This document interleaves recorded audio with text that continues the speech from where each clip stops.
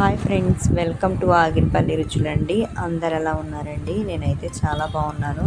ఈరోజు మన ఛానల్లో రెసిపీ వచ్చేసి రాగి పిండితో దోశలు అయితే వేసుకుందామండి. చాలా సింపుల్గా, చాలా టేస్టీగా, హెల్త్కి కూడా చాలా మంచిదండి. నేనైతే మీకైతే ప్రాసెస్ అయితే చెప్పేస్తాను ఫ్రెండ్స్. ఫస్ట్ అయితే ఒక గిన్నె అయితే తీసుకుందాము. ఆ గిన్నెలోకి వచ్చేసి స్టోర్ బియ్యం అండి. నేను స్టోర్ బియ్యమే తీసుకుంటున్నాను. టీ గ్లాస్ దాకా అయితే స్టోర్ బియ్యం అయితే తీసుకోండి. నెక్స్ట్ వచ్చేసి అదే గ్లాస్తో మనకి మినపగుళ్ళు అయితే యాడ్ చేసుకోండి ఫ్రెండ్స్. నెక్స్ట్ వచ్చేసి ఇందులోకే మనం ఒక గ్లాస్ దాకా అటుకులు కూడా వేసుకోవాలన్నమాట. అటుకులు వేసుకుంటే అట్టు అనేది చాలా సాఫ్ట్గా, చాలా కలర్ఫుల్గా వస్తుందండి. చాలా టేస్ట్ కూడా బాగుంటుంది అనమాట. స్మూత్గా ఉంటాయి. ఇలా వేసేసుకొని ఇంకా ఫ్రెష్ నీట్గా కడిగేసుకొని నానబెట్టేసుకొని 6 గంటలు అయితే నానిన తర్వాత ఇలాగైతే పిండి చేసుకొని ఓవర్ నైట్ అయితే పెట్టుకుంటే మార్నింగ్ కల్లా ఇలాగా పర్మేట్ అయి ఉంటుందండి. ఇందులోకైతే చక్కగా 2 గ్లాసుల దాకా అయితే మనం రాగి పిండి అయితే యాడ్ చేసుకోవాలి ఫ్రెండ్స్. 2 గ్లాసులు అయితే కరెక్ట్గా సరిపోయిద్ది అనమాట. ఇంకా ఇలా వేసేసుకొని ఇదంతా మొత్తం కలిసేలాగైతే కలిపేసుకుందామండి. ఇలా రాగి పిండితో దోశలు వేసుకుంటే చాలా అంటే చాలా హెల్త్కి మంచిదండి. చక్కగా బాగుంటుంది అనమాట తినడానికి కూడా. ఇంకా ఇలా చేసుకొని తింటే సూపర్ ఎనర్జీగా కూడా ఉంటారండి. చాలా అంటే చాలా హెల్త్ బెనిఫిట్స్ ఉన్నాయి. పిల్లలకి పెద్దలకి చేసి పెట్టండి. సూపర్గా అంటే సూపర్గా తినేస్తారు. బాగుంటుంది. టేస్ట్ కూడా చాలా బాగుంటుందండి. అలాగే హెల్త్కి కూడా సూపర్ అంటే సూపర్ అండి. హెల్త్ మంచిగా ఉంటుంది అనమాట. ఇంకా ఇలాగైతే కొంచెం కలిపేసుకున్న తర్వాత ఇందులోకైతే మనమైతే సాల్ట్ అయితే మనకి టేస్ట్కి సరిపోయినంత సాల్ట్ అయితే యాడ్ చేసుకుందాం ఫ్రెండ్స్. ఓకేనండి. ఇంకా సాల్ట్ అయితే యాడ్ చేసుకున్నాం కదా, ఇది కూడా మొత్తం కలిసేలాగైతే కొంచెం అయితే కలిపేసుకుందామండి. మీకు మరీ థిక్గా అనిపిస్తే కొంచెం వాటర్ అయితే యాడ్ చేసుకోవచ్చు ఫ్రెండ్స్. అట్టు వేసుకోవడానికి వీలుగా ఉండేలాగైతే మనకి క్వాంటిటీలో వాటర్ అయితే వేసుకోవచ్చు ఫ్రెండ్స్. నేనైతే కొద్దిగా వాటర్ అయితే వేసేసుకొని ఇంకా కలిపేసుకుంటున్నానండి. నాకైతే ఒక టీ గ్లాస్ దాకా వాటర్ అయితే పట్టినాయండి.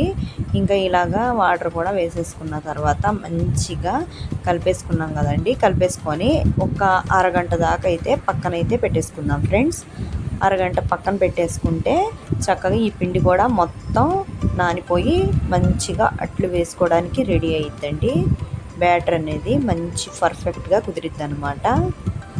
ఇంకా కలిపేసుకొని ప్లేట్ అయితే పెట్టేసుకొని ఇంకైతే పక్కన అయితే పెట్టేసుకుందాం ఫ్రెండ్స్. ఒక ½ అవర్ అయితే సరిపోతుంది అనమాట.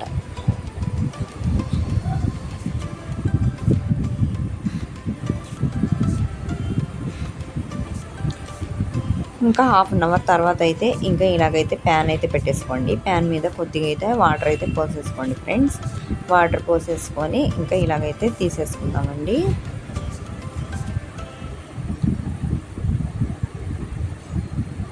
ఇంకా కొద్దిగా పెనం అయితే కొద్దిగా హీట్ ఎక్కాలండి. హీట్ ఎక్కిన తర్వాత అప్పుడైతే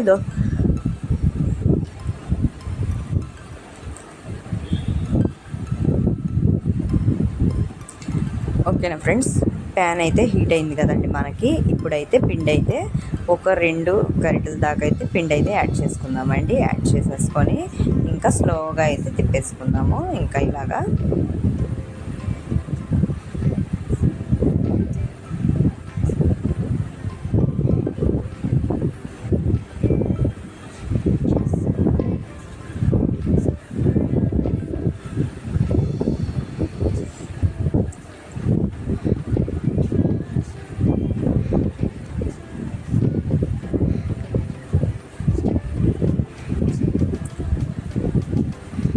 ఓకేనా ఫ్రెండ్స్. ఇంకా ఇదైతే చక్కగా కాలాలండి. ఇందులోకి అయితే ఆయిల్ కూడా కొంచెం వేసుకుందామండి.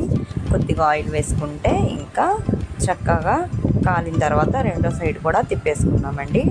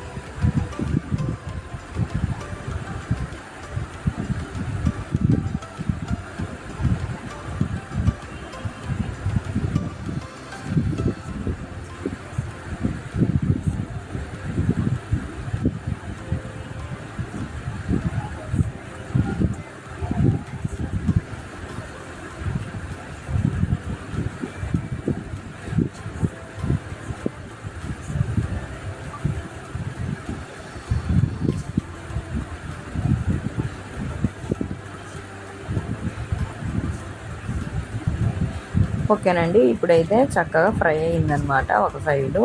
ఇంకో సైడ్ కూడా తిప్పుకుందామండి కొద్దిగా. ఒక సైడ్ అయితే కాలింది కదండి, ఇంకో సైడ్ కూడా కొంచెం కాల్చుకుంటే సరిపోతుందండి.